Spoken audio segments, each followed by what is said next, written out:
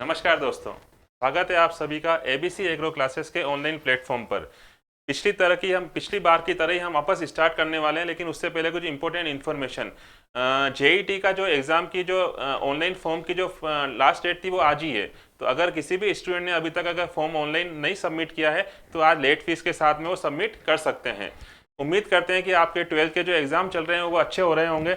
आशा करते हैं कि आगे वाले एग्ज़ाम भी अच्छे होंगे, लेकिन अभी आपको रुकना नहीं है। अभी तो ये फर्स्ट स्टेप है, इसके आगे पूरा पड़ाव बाकी है। जेईटी का एग्ज़ाम फाइट करना है, अच्छे कॉलेज में आपको एडमिशन लेना है, गवर्नमेंट कॉलेज मिल जाए, उसके लिए आपको तैयारी करनी है। जेट के बारे में आप थोड़ा बहुत जानते होंगे। वैसे जेट का जो एग्ज़ाम होता है उसमें 3 पार्ट होते हैं, एग्रीकल्चर का, बायोलॉजी का और केमिस्ट्री का। नॉर्मली सारे स्टूडेंट्स के, ऑलमोस्ट कुछ स्टूडेंट्स के माइंड में ये बात आती है कि चलो एग्रीकल्चर बायोलॉजी तो हम कुछ भी कर लेंगे, लेकिन केमिस्ट्री का क्या। केमिस्ट्री के लिए लोगों के कुछ स्टूडेंट्स के मन में साइकोलॉजिकल ये प्रेशर रहता है कि केमिस्ट्री हम नहीं कर पाएंगे। दोस्तों, केमिस्ट्री से घबराने की बिल्कुल ज़रूरत नहीं है। केमिस्ट्री सेम सब्जेक्ट, मैथ्स जैसा सब्जेक्ट है। अगर आपके कंसेप्ट सारे क्लियर हैं तो आपको कोई भी क्वेश्चन को सोल्व करने में कोई प्रॉब्लम नहीं आएगी।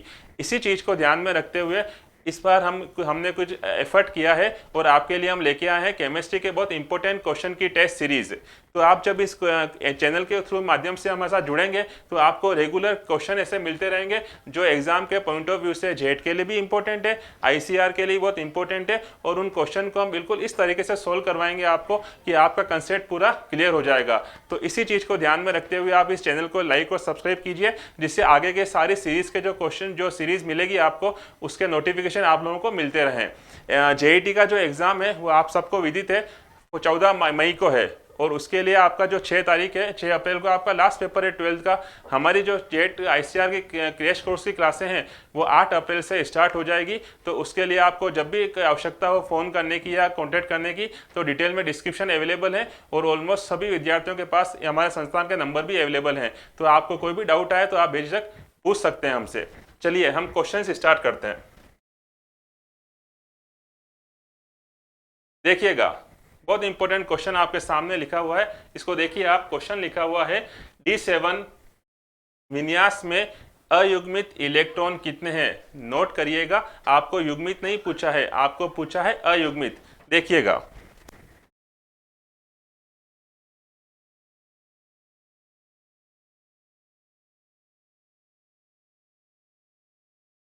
जो डी कक्षक होता है उसके कुल 5 भाग होते हैं। और ये आप लोगों को पता है कि हर भाग में अधिकतम कितने इलेक्ट्रॉन आ सकते हैं, ओनली 2 इलेक्ट्रॉन आ सकते हैं। तो जब चूंकि 5 भाग हैं तो हाईएस्ट कितने इलेक्ट्रॉन आ पाएंगे इसके अंदर, 10।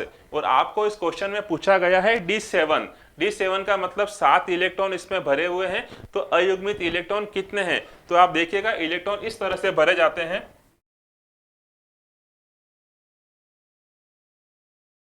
ये हो गए 5। इसको बोलते हैं आधा आधा बढ़ना। हुंड के नियम के अनुसार समान ऊर्जा स्तर वाले कक्षकों में जब आप इलेक्ट्रॉनों को फिल करते हैं तो पहले उनको पूरा नहीं भरना है, सारे खानों को आधा आधा भर दीजिए। तो आधे भरने का मतलब जब टोटल मिला के इसमें 10 आ सकते हैं तो आधे कितने हो गए, 5। तो सब में एक एक हमने फिल कर दिया है। अब देखिएगा आगे आपको यहाँ पूछा है 7, तो 5 तो ये हो गए। अब देखिए 6 यहाँ पे आएगा, ये 6, ये आया 7। तो ये हो गया D7 पूरा विन्यास। अब आप क्वेश्चन पे आइएगा। क्वेश्चन में लिखा हुआ है D7 में अयुग्मित इलेक्ट्रॉन। अयुग्मित का मतलब है सिंगल सिंगल इलेक्ट्रॉन कितने हैं। तो ये जो चीज लिखी हुई है ये तो पेयर हो गया, युग्म हो गया, जोड़ा हो गया, तो ये इसमें काउंट नहीं होगा। दूसरा वाला भी जोड़ा हो गया, ये भी इसमें काउंट नहीं होगा। तो ये दो चीजें जब हट जाती है, अब देखिएगा इसमें कितने अयुग्मित बचे, 1, 2 और 3। तो जब हम इस क्वेश्चन को देखते हैं D7 विन्यास में अयुग्मित इलेक्ट्रॉन, तो आपका आंसर क्या हो जाएगा, 3। ये बात समझ में आई आपको। Unpaired electron, how many unpaired electrons in D7 configuration. D7 विन्यास में अयुग्मित इलेक्ट्रॉन कितने हैं, तो इस क्वेश्चन का आंसर हो गया 3। वो रहे आपके सामने 1, 2 और 3। ये बात समझ में आ गई आपको। नेक्स्ट क्वेश्चन देखते हैं। देखिए, एक नॉर्मली एग्जाम में जिस तरह से एग्रीकल्चर में बॉटनिकल नेम के ऊपर क्वेश्चन बनते हैं वानस्पतिक नाम के ऊपर, उसी तरह से केमिस्ट्री में कभी कभी क्वेश्चन बनता है परमाणु क्रमांक के ऊपर। तो नॉर्मल सारे स्टूडेंट्स को मेरी रिक्वेस्ट है कि वो कम से कम भी, ज़्यादा नहीं तो 1 to लेके 30, 1 से लेके 30 तक के परमाणु क्रमांक वाले सब तत्वों का नाम उनको पता होना चाहिए। अब इसी अगर आपको 30 नंबर तक याद है तो उस पर जो क्वेश्चन बनता है वो लिखा हुआ है फॉस्फोरस का परमाणु क्रमांक। फॉस्फोरस को व्यक्त करते हैं हम पी से। किससे व्यक्त करते हैं? पी से। तो अब इस फॉस्फोरस का परमाणु क्रमांक पूछा है, तो नॉर्मल अगर हम बात करना चाहें परमाणु क्रमांक की, मैं स्टार्ट से बोलता हूं, आप देखिएगा, hydrogen, helium, lithium, beryllium, boron, carbon, nitrogen, oxygen, fluorine, neon, sodium, magnesium, aluminium, silicon और फॉस्फोरस। तो फॉस्फोरस को जब मैंने काउंट किया तो कौन से नंबर पे आया था? 15 नंबर पे। 15 नंबर पे। इस कारण से इस क्वेश्चन का आंसर क्या होगा?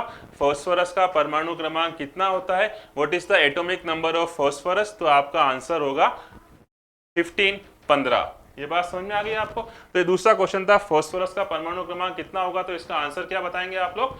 15। कब बताएंगे? जब आपको परमाणु क्रमांक 1 से लेके 30 तक याद होंगे। और परमाणु क्रमांक को व्यक्त किससे करते हैं हम? आप लोगों को पता है, जेड से करते हैं। जेड का मतलब होता है परमाणु क्रमांक। ठीक है, आगे चलते हैं। नेक्स्ट क्वेश्चन देखिएगा, असंतृप्त हाइड्रोकार्बन। हाइड्रोकार्बन जो होते हैं वो दो तरह के होते हैं, संतृप्त और असंतृप्त। संतृप्त और असंतृप्त का मतलब होता है, अगर आपको सिंपल क्वेश्चन पूछे कि इन दोनों का अंतर क्या है, तो अंतर ये है जिस जिस अणु के अंदर या सूत्र के अंदर केवल एकल बंध पाए जाते हैं, केवल सिग्मा बंध अगर उपस्थित है पूरे अणु के अंदर, तो वो सारे कौन से कहलाएंगे? संतृप्त हाइड्रोकार्बन। और जहां जहां पे डबल बॉन्ड प्रेजेंट है, जिसको आप पाई बंध बोलते हो, जिसमें पाई बंध उपस्थित होगा, वो सब कौन से बंध, कौन से हाइड्रोकार्बन कहलाएंगे? असंतृप्त हाइड्रोकार्बन। तो जब आप ऑप्शन पे देखते हो, फर्स्ट ऑप्शन दे रखा है एल्केन, और आप याद रखिएगा एल्केन में कभी भी कोई पाईबंध उपस्थित नहीं होता है। इस कारण से इस क्वेश्चन का आंसर एल्केन तो नहीं हो पाएगा। तो जब हम इस एल्केन को कट करते हैं, क्वेश्चन कैसे सोल्व किया जाता है देखिएगा। जब आपको ये कंसेप्ट क्लियर है कि एल्केन को असंतृप्त हाइड्रोकार्बन नहीं कहा जाता है, तो ये ऑप्शन तो कट हो गया। लेकिन आप जब सेकंड ऑप्शन देखते हैं, सेकंड ऑप्शन में भी तो एल्केन लिखा हुआ आ रहा है। इसका मतलब जब ये ऑप्शन कट हुआ तो ये ऑप्शन भी तो कट होगा। तो इस कारण से इसका आंसर ये भी नहीं होगा, ये भी नहीं होगा। अब जब आप इसके ऑप्शन के ऊपर आते हैं, थर्ड ऑप्शन में दे रखा है एल्कीन और एल्काइन।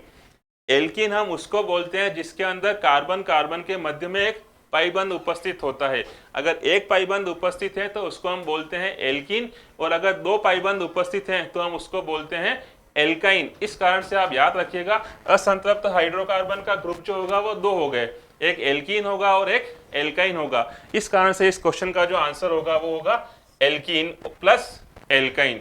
असंतृप्त हाइड्रोकार्बन हम उसी को बोलते हैं जिसके अंदर डबल बॉन्ड या ट्रिपल बॉन्ड उपस्थित होगा, और संतृप्त हाइड्रोकार्बन हम उसको बोलेंगे जिसमें केवल और केवल सिग्मा बंध, एकल बंध पाए जाते हैं। क्लियर? आगे चलते हैं। नेक्स्ट क्वेश्चन देखिएगा, बहुत इंपॉर्टेंट क्वेश्चन है। एक वर्ड लिखा हुआ है आपके सामने, उस वर्ड को लिखा हुआ है ट्रांस यूरेनियम का तत्व का परमाणु क्रमांक। ट्रांस यूरेनियम जो तत्व है इसको हिंदी में बोलते हैं पार यूरेनियम।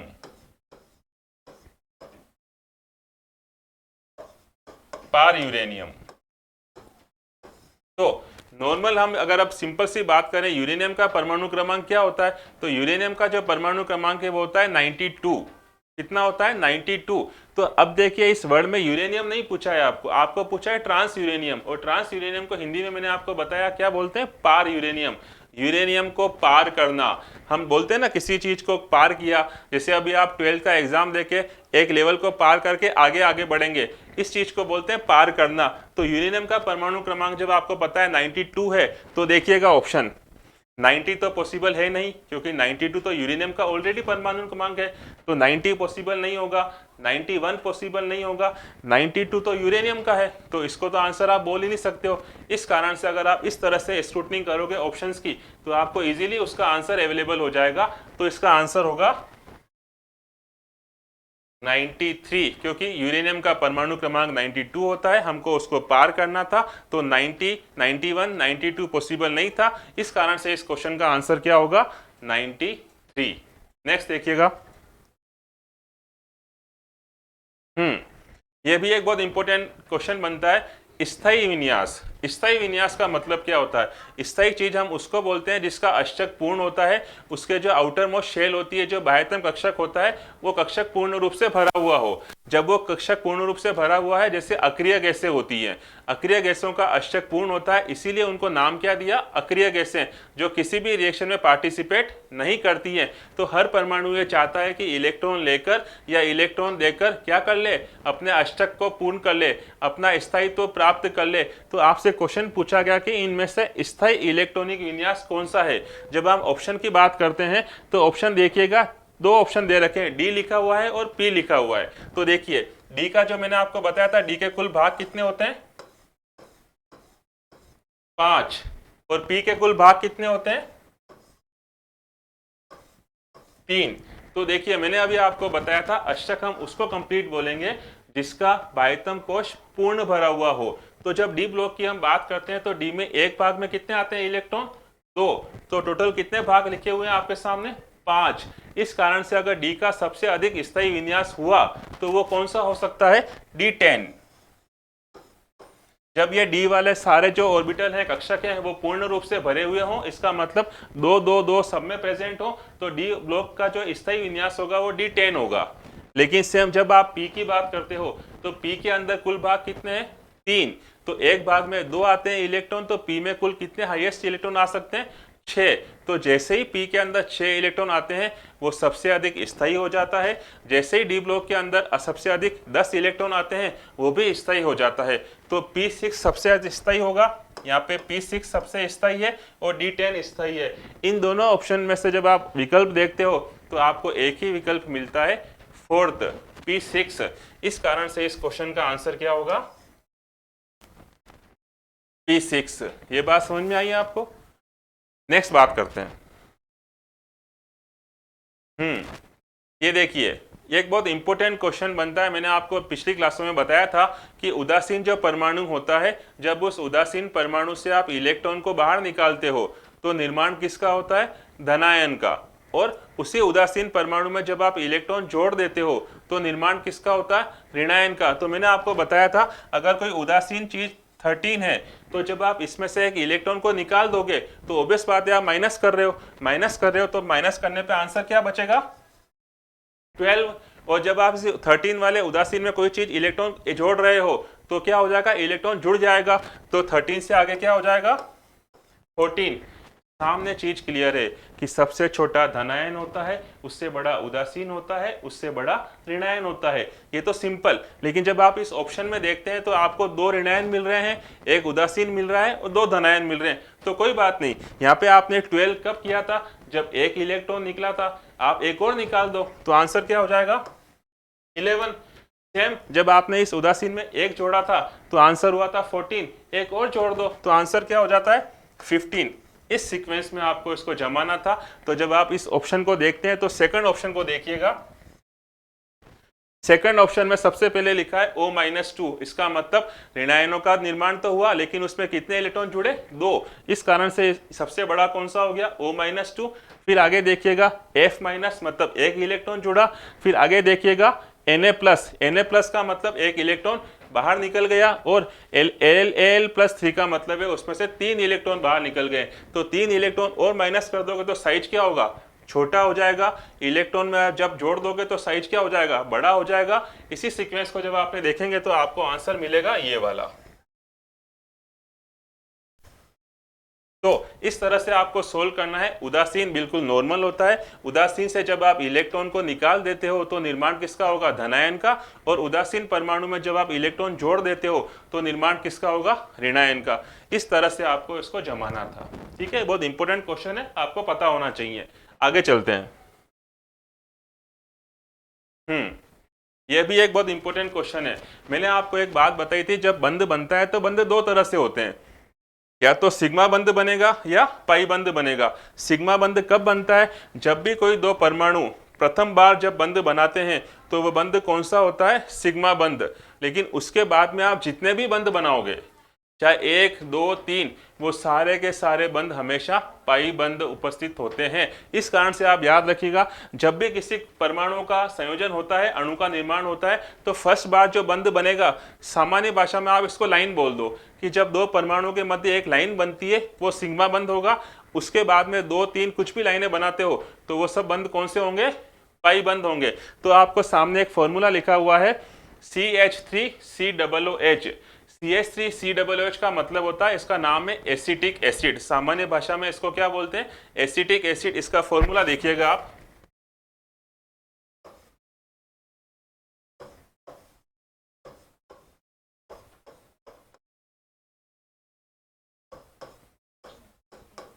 ये है एसिटिक एसिड का फॉर्मूला। तो जब आपको ये पता है कि अगर इस तरह से आपको संरचना बनाना आता है तो आपको क्या करना है, केवल काउंट करना था। मैंने अभी आपको बताया, दो तत्वों के मध्य में जो फर्स्ट बंध बनता है वो कौन सा होगा, हमेशा सिग्मा। उसके बाद में कोई बंध बनता है तो वो क्या होगा, पाई बंध। तो आप देखिएगा, ये सिग्मा बंध, ये सिग्मा बंध, ये सिग्मा बंध 3, ये चौथा।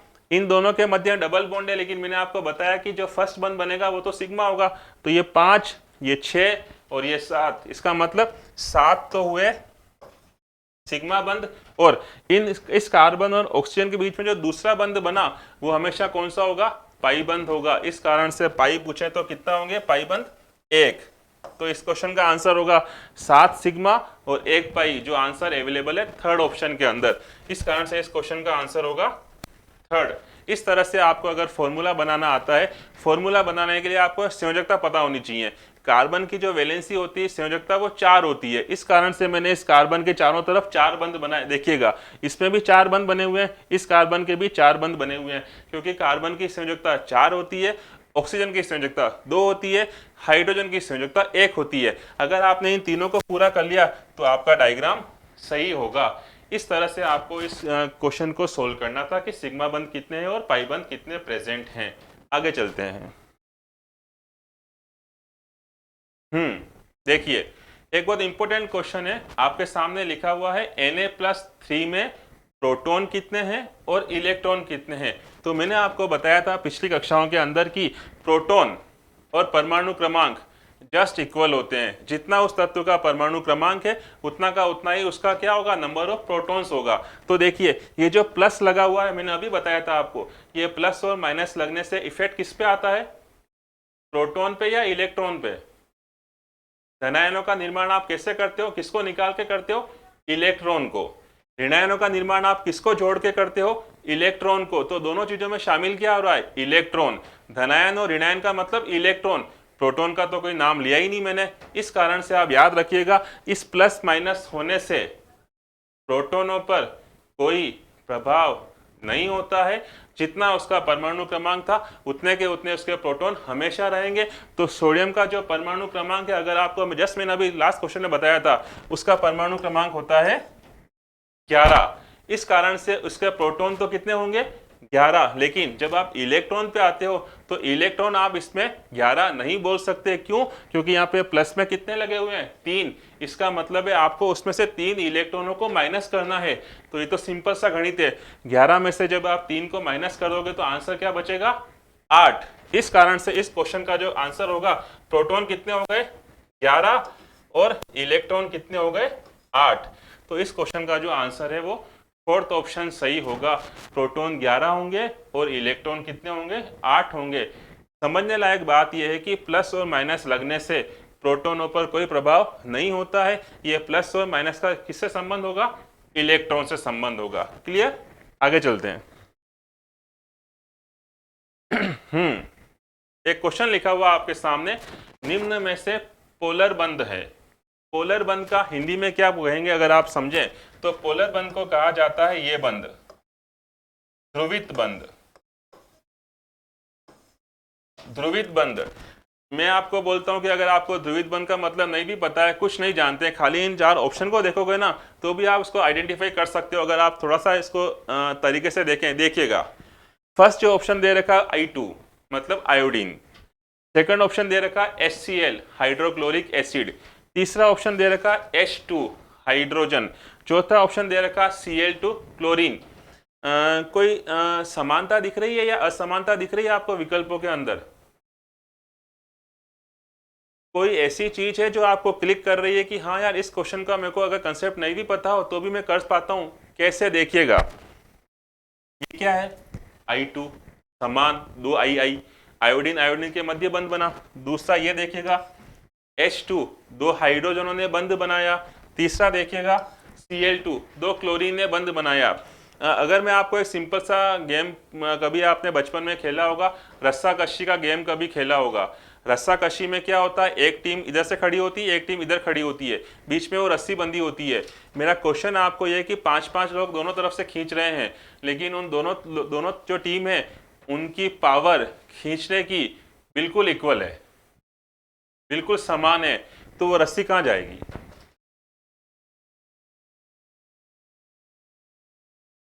वो सुबह से शाम तक आप खेलते रहो, वो रस्सी वहीं की वहीं रहेगी। क्यों? क्योंकि उन दोनों के ऊपर जो बल काम करता है वो बराबर भी होता है, परंतु विपरीत दिशा में काम करता है, equal but work in opposite direction. इस कारण से क्या होगा, वो रस्सी वहीं की वहीं रहेगी। इसी कारण से आप समझिएगा इन तीनों ऑप्शन में जो बंध बन रहा है वो परमाणु समान है। तो जब परमाणु समान है तो वो जो बंध के इलेक्ट्रॉन होंगे उसको कौन अपनी तरफ खींच पाएगा? कोई नहीं, क्योंकि दोनों की जो कैपेसिटी है खींचने की वो समान है। लेकिन जब आप दूसरे ऑप्शन को देखते हो, दूसरे ऑप्शन में हाइड्रोजन और Cl के बंध बनता है। Cl आप जानते होंगे, अगर आपने कभी थोड़ा सा आवर्त सारणी के बारे में आपको ध्यान हो, तो Cl किस कैटेगरी में आता है? पी ब्लॉक के अंदर। पी ब्लॉक को हम क्या बोलते हैं? अधातु। अधातुओं की प्रवृत्ति हमेशा इलेक्ट्रॉन को खींचने की होती है। इस कारण से ये जो Cl है, इस हाइड्रोजन और Cl के मध्य जो बंध बनता है, इस तरह से इस साजे के दोनों इलेक्ट्रॉनों को हल्का सा अपनी तरफ आकर्षित कर लेता है। इस गुण को कहा जाता है ध्रुवणता। इस कारण से अगर आपको पूछें कि निम्न में से पोलर बॉन्ड या ध्रुवित बंध कौन सा है, तो ध्रुवित बंध हमेशा असमान परमाणुओं के मध्य बनता है, समान परमाणुओं के मध्य नहीं बनेगा। इस कारण से इस क्वेश्चन का आंसर क्या होगा? HCl। क्लियर हुई ये बात आपको? ध्रुवणता का सीधा संबंध अगर पूछे किससे है, तो एक शब्द पढ़ोगे आप आवर्त सारणी में, उसका नाम है विद्युत ऋणता। उससे संबंध रखता है ये शब्द। ठीक है, आगे चलिए। सेम क्वेश्चन देखिएगा, Cl में प्रोटॉन कितने होंगे? आपको परमाणु क्रमांक पूछा ही नहीं है, आपको सिंपल पूछा है Cl में प्रोटॉन कितने होंगे। तो अभी जस्ट मैंने आपको बताया था फास्फोरस का परमाणु क्रमांक होता है 15। थोड़ा सा उसको आगे चलो, 16 नंबर होता है सल्फर का और 17 नंबर होता है क्लोरीन का। इसका मतलब क्लोरीन का जो जेड हुआ वो 17 हुआ।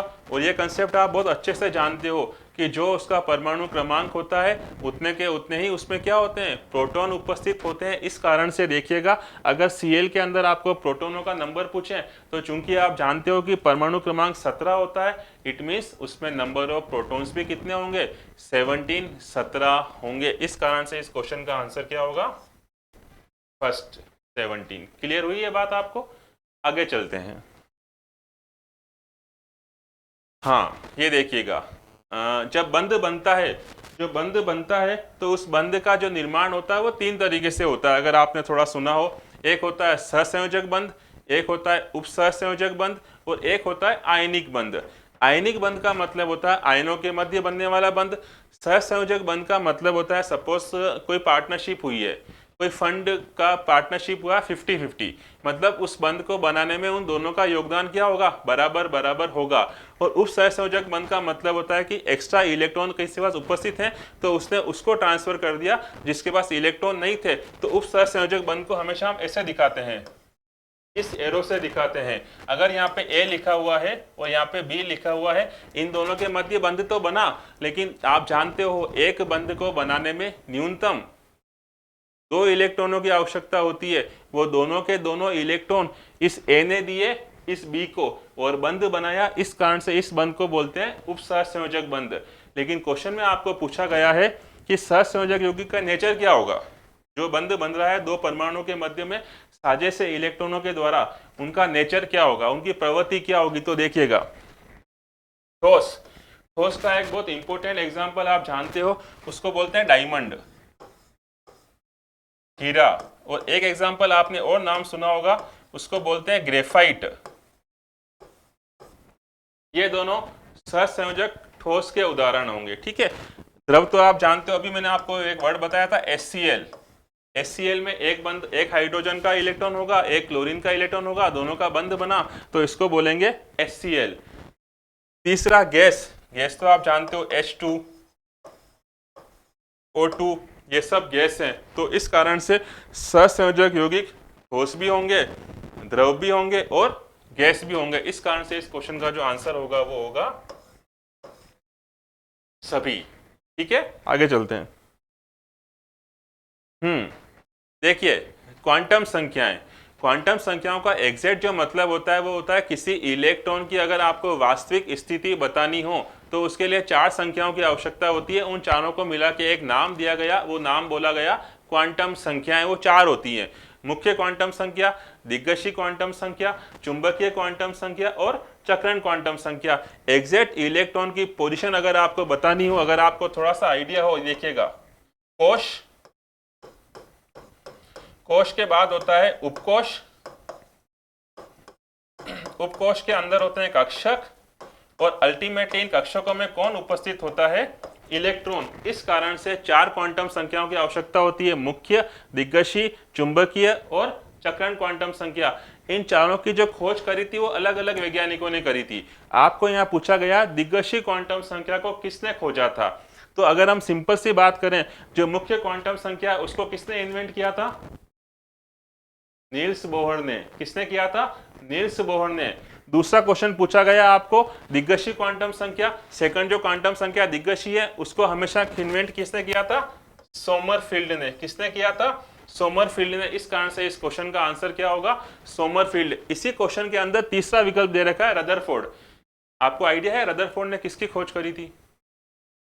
रदरफोर्ड ने परमाणु का जो सेंटर है, परमाणु का जो केंद्र है, जिसको आप हमेशा ऐसे लिखते हो, उसको ये कहा जाता है नाभिक।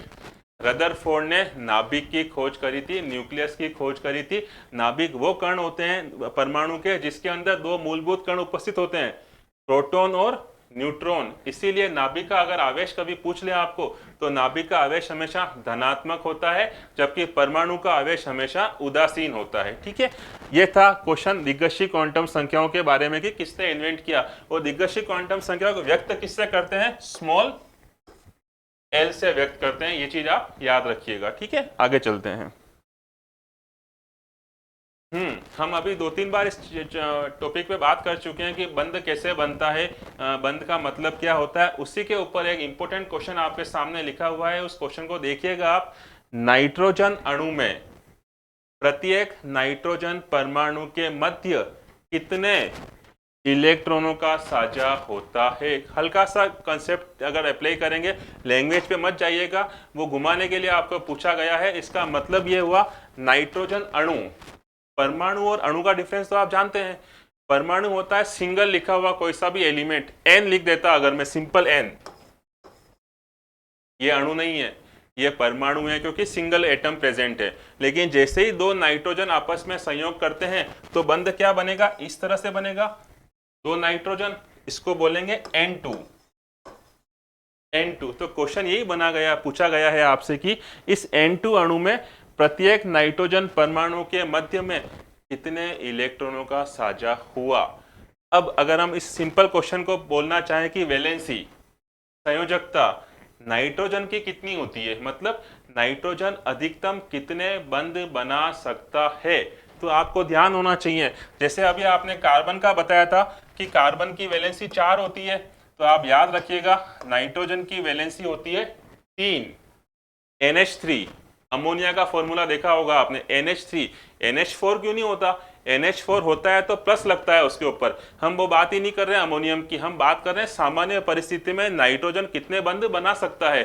तो नाइट्रोजन सामान्य रूप से कितने बंध बना सकता है? 3। इसका मतलब इस नाइट्रोजन और इस नाइट्रोजन के मध्य में जो बंध बनेंगे वो कितने होंगे? 3।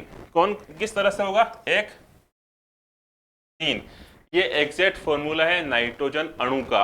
अगर आपको नाइट्रोजन अणु का फॉर्मूला पूछे तो N2 इस तरह से बनाओगे आप। अब क्वेश्चन तो फॉर्मूला पूछा ही नहीं है, क्वेश्चन में पूछा है कि नाइट्रोजन परमाणु के मध्य में कितने इलेक्ट्रॉनों का साझा होता है।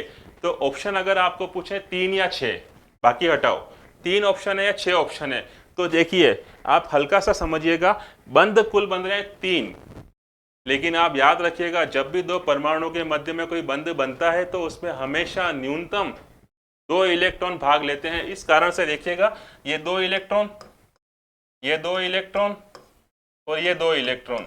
तो आपको तो ये पूछा गया था कि कुल कितने इलेक्ट्रॉनों का साझा हुआ, इस कारण से इस क्वेश्चन का आंसर क्या हो जाएगा, 6। इस तरह से आपको अगर संयोजकता पता है तो आप उसका आंसर बता सकते हैं कि नाइट्रोजन की वैलेंसी मेरे को पता है 3 है, तो ऑब्वियस बात है 3 बंध बनेंगे, एक बंध में होते हैं 2 इलेक्ट्रॉन, तो 3 में टोटल कितने हो गए, 6। इस कारण से इस क्वेश्चन का आंसर क्या होगा, 6। क्लियर, आगे चलते हैं। नेक्स्ट देखिएगा, एक बहुत इंपॉर्टेंट क्वेश्चन आपके सामने एक वर्ड लिखा हुआ है, वो वर्ड ये लिखा हुआ है सम इलेक्ट्रॉनिक। ये मैंने आपको पिछली क्लास में बताया था। सम इलेक्ट्रॉनिक का मतलब होता है उसमें किसकी संख्या समान होगी, इलेक्ट्रॉनों की संख्या समान होगी। अब देखिए इलेक्ट्रॉन की संख्या हमेशा सामान्य परिस्थिति में समान किसके होती है, प्रोटॉन के समान होती है। तो आपको अगर इनका परमाणु क्रमांक या प्रोटॉनों की संख्या पता है तो आपको खाली चेक करना है कि हाँ जिसके बराबर हो गए वो उसका आंसर हो गया। देखिएगा यहाँ पे क्या लिखा हुआ है, N2O, नाइट्रोजन का परमाणु क्रमांक होता है 7, ऑक्सीजन का परमाणु क्रमांक होता है 8। तो अगर आप इस चीज को देखो, नाइट्रोजन कितने लिखे हुए हैं, 2, तो आप इस 7 को मल्टीप्लाई किससे करोगे, 2 से, तो 14 तो ये हो गए और उसके अंदर ऑक्सीजन के 8 जोड़ दोगे तो आंसर क्या हुआ, 22। सेम आपको इसमें काउंट करना था इन चारों ऑप्शन में से ऐसा कौन सा ऑप्शन होगा जो इसका आंसर होगा। तो आप डायरेक्ट देखिएगा थर्ड ऑप्शन को, CO2। कार्बन का परमाणु क्रमांक कितना होता है, 6। तो अगर मैं यहाँ लिखता हूँ कार्बन का परमाणु क्रमांक हुआ 6 और ऑक्सीजन का मैंने अभी बताया आपको कितना परमाणु क्रमांक होता है, 8, तो ऑक्सीजन का मैंने परमाणु क्रमांक लिखा 8, लेकिन यहाँ पे ऑक्सीजन कितने हैं, 2, तो 8 2 जा 16 प्लस उसमें कार्बन कितने, कार्बन का परमाणु क्रमांक 6, तो आप कितने जोड़ोगे, 6, तो आंसर क्या आएगा 22 एज इट इज N2O के। इस कारण से इस क्वेश्चन का आंसर क्या होगा, CO2। क्लियर, इस तरह से आपको परमाणु क्रमांक अगर ध्यान है, मैंने बताया 1 to 30 तक तो आपको याद करने ही करने हैं। 30 परमाणु क्रमांक होता है जिंक का, तब तक आपको याद करने हैं। ठीक है, आगे चलते हैं। परमाणु के हमेशा क्वेश्चन बनता है कि परमाणु के मूलभूत कण कितने होते हैं। परमाणु के मूलभूत कण आप हमेशा बोलते हो 3 ही होते हैं, इलेक्ट्रॉन, प्रोटॉन और न्यूट्रॉन। तो ऑब्वियस बात है इलेक्ट्रॉनों पे जो आवेश होता है वो कौन सा होता है, ऋणात्मक। प्रोटॉनों पे जो आवेश होता है वो कौन सा होता है, धनात्मक। और न्यूट्रॉनों पे तो कोई आवेश होता ही नहीं है। तो ये परमाणु के मूलभूत कण 3 है। क्वेश्चन ये पूछा गया है आपको कि इन तीनों पार्टिकल्स की खोज किस किस वैज्ञानिक ने की थी। तो अगर हम सिंपल सी क्वेश्चन पूछें, इलेक्ट्रॉन देखते ही बताइएगा, इलेक्ट्रॉन की खोज किसने करी थी, जे थॉमसन ने करी थी। इलेक्ट्रॉन की खोज करी थी जे थॉमसन ने, प्रोटॉन की खोज करी थी गोल्डस्टीन ने और न्यूट्रॉन की खोज करी थी जेम्स चैडविक ने। इस कारण से तो एज इट इज क्वेश्चन अगर आपको एक भी ऑप्शन ध्यान है कि इलेक्ट्रॉन का किसने किया था तो आप उसी बेसिस पे ऑप्शन देख के आंसर आप लगा सकते हो। कैसे, आपने क्या देखा, इलेक्ट्रॉन, इसका आंसर क्या था, जे थॉमसन। बाकी ऑप्शन देखना 3, किसी ऑप्शन के अंदर पहला विकल्प जे थॉमसन नहीं है तो आपको अगर प्रोटॉनों का नहीं पता हो, न्यूट्रॉन का नहीं पता है, तो भी आप किसी एक का भी अगर आप 100% श्योर हो तो इस तरह से भी आप क्वेश्चन को सोल्व कर सकते हैं। इस कारण से इस क्वेश्चन का आंसर क्या होगा, second. Electron invented by J Thomson, proton invented by Goldstein and neutron invented by James Chadwick. आगे चलते हैं। सेम क्वेश्चन देखिएगा, 2 चीजें बहुत इंपॉर्टेंट है। मैंने आपको बताया था किसी भी तत्व को हम इस तरह से लिखते हैं, देखिएगा Z, X और A। इस फॉर्मेट में हम इसलिए लिखते हैं कि आप इसको आइडेंटिफाई कर पाओ कि Z का मतलब होता है परमाणु क्रमांक, ए का एक्स का मतलब होता है कोई सा भी तत्व और ए का मतलब होता है परमाणु भार। और ये आपको बताया गया था, अगर आपको परमाणु भार पता है, परमाणु क्रमांक पता है तो 3-4 क्वेश्चन सोल्व कर सकते हो। प्रोटोनों का नंबर निकाल सकते हो, इलेक्ट्रॉन का निकाल सकते हो, न्यूट्रॉन का निकाल सकते हो और परमाणु भार पता लगा सकते हो। अब इस क्वेश्चन के ऊपर आते हैं। यहाँ लिखा हुआ है परमाणु भार 55। परमाणु भार का मतलब इन तीनों में से कौन सी वैल्यू? ए की वैल्यू, वो कितनी दे रखी है? 55। परमाणु क्रमांक मतलब जेड, जेड कितना दे रखा है आपको? 25। और अब आपको क्वेश्चन पूछा गया कि इन दोनों चीजों को ध्यान में रखते हुए बेस्ट ऑप्शन कौन सा होगा इनमें से। तो देखिए, अगर आप इन दो चीजों को देखते हो तो परमाणु क्रमांक 25 से मतलब क्या बराबर होगा? प्रोटॉन, इलेक्ट्रॉन या न्यूट्रॉन? प्रोटॉन। तो देखिएगा, ऐसा कौन सा क्वेश्चन ऑप्शन है जिसके अंदर परमाणु क्रमांक 25, प्रोटॉन 25 लिखे हुए हैं? वो एक ऑप्शन तो ये रहा, दूसरा तो कोई ऑप्शन भी नहीं है। तो वैसे भी आप इसका आंसर लगा सकते थे, लेकिन फिर भी सोल्व करना चाहो तो मैंने आपको बताया था न्यूट्रॉन आप कैसे निकालोगे। न्यूट्रॉन निकालने के लिए आपको सिंपल ये जो ऊपर वाली वैल्यू है उसमें से नीचे वाली वैल्यू को सिंपल माइनस करना है। तो 55 में से 25 माइनस करोगे तो वैसे भी आपका आंसर 30 ही आता है। इस कारण से इस क्वेश्चन का आंसर क्या होगा? 25 प्रोटॉन होंगे और 30 न्यूट्रॉन होंगे। और अगर इसी क्वेश्चन में आपको पूछते हैं कि इस तत्व के अंदर जिसका परमाणु भार 55 है और परमाणु क्रमांक 25 है, उसमें नंबर ऑफ इलेक्ट्रॉन्स कितने होंगे? तो अभी बताया था मैंने आपको, सामान्य रूप से परमाणु की प्रवृत्ति हमेशा क्या होती है? उदासीन होती है। इस कारण से जितने प्रोटॉन होंगे उतने के उतने ही इलेक्ट्रॉन होंगे। तो इस केस में अगर इलेक्ट्रॉन भी पूछे आपसे तो उसका आंसर भी क्या होगा? 25 होगा। ठीक है, आगे चलते हैं। हाँ, एक बहुत इंपॉर्टेंट क्वेश्चन, जब आप ऑर्गेनिक केमिस्ट्री की बात करते हो तो उसमें एक टॉपिक आता है एल्केन। एल्केन का एक सबसे जो पहला मेंबर होता है उस फर्स्ट मेंबर का नाम होता है CH4, जिसको हम क्या बोलते हैं? मेथेन बोलते हैं। क्वेश्चन आपसे पूछा गया है मार्च गैस, मार्च का मतलब बेसिकली दलदल, दलदल से जो गैस उत्पन्न होती है वो इन चारों में से कौन सी है? तो उस चारों में से जो दलदल की गैस होती है उस गैस का नाम है CH4 मेथेन।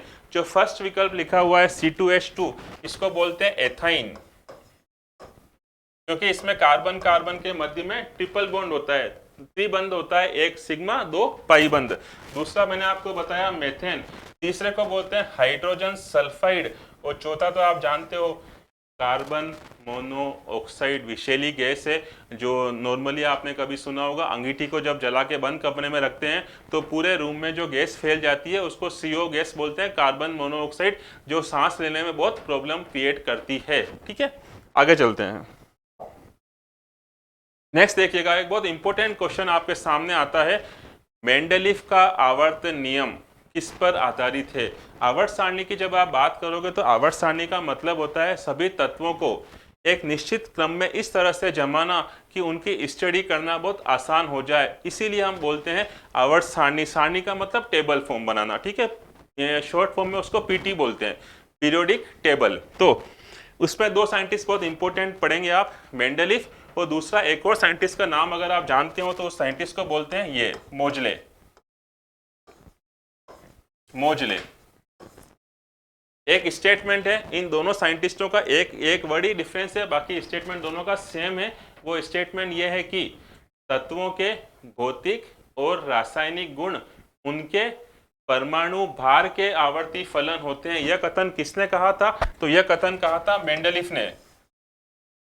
और तत्वों के भौतिक और रासायनिक गुण उनके परमाणु क्रमांक के आवर्ती फलन होते हैं, यह स्टेटमेंट किसने दिया था? मोजले ने। तो इसका मतलब हुआ कि मोजले की जो आवर्त सारणी है वो किस पे आधारित है? परमाणु क्रमांक के ऊपर। और मेंडलीफ की जो आवर्त सारणी है वो किस पे आधारित है? तो इस क्वेश्चन का जो आंसर होगा वो होगा परमाणु भार के ऊपर। परमाणु भार का मतलब होता है A। तो तत्वों के भौतिक और रासायनिक गुण उनके परमाणु भार के आवर्ती फलन होते हैं, यह स्टेटमेंट किसका था? मेंडलीफ का था। इसीलिए मेंडलीफ की जो आवर्त सारणी किस पे आधारित हुई? परमाणु भार पे। और इसमें एक स्टेटमेंट चेंज करके एक वर्ड चेंज करते हैं, उस वर्ड को बोलते हैं परमाणु क्रमांक। तो अगर क्वेश्चन में आपको आया कि परमाणु क्रमांक वाली सारणी कौन सी है, तो आपका आंसर होगा मोजले की आवर्त सारणी किस पे आधारित है? परमाणु क्रमांक के ऊपर। और मेंडेलीव की आवर्त सारणी किस पे आधारित है? परमाणु भार के ऊपर। तो देखिए दोस्तों, इस तरह के क्वेश्चन आपको रोज मिलते रहेंगे। इससे क्वेश्चन की पूरी सीरीज चलती रहेगी अलग अलग टॉपिक को लेकर। इस कारण से आप इस चैनल को लाइक और सब्सक्राइब करिएगा, जिससे आपको नोटिफिकेशन बराबर मिलते रहें। बहुत बहुत धन्यवाद आप सभी लोगों का।